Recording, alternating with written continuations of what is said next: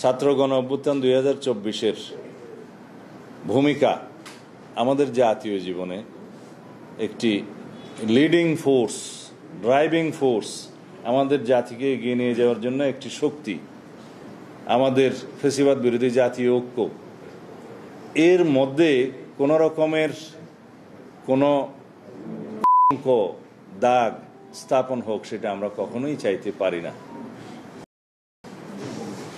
যে কোনো বিষয়ে বক্তব্য দেওয়ার সময় আমরা যেন এই বিষয়ে সাবধানতা অবলম্বন করে আমরা নিজেরা এবং সবাইকে সে আহ্বান জানাবো।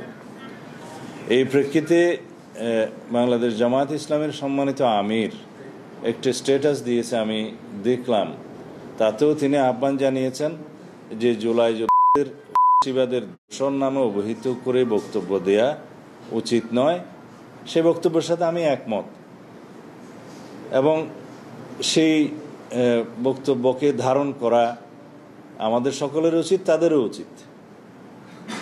কিন্তু আমাদের বক্তব্য নিয়ে কাটিং করে বিভিন্নভাবে অপব্যাখ্যা দেয়া থেকে সর্বমহলকে বিরত থাকার জন্য আমি অনুরোধ জানাব।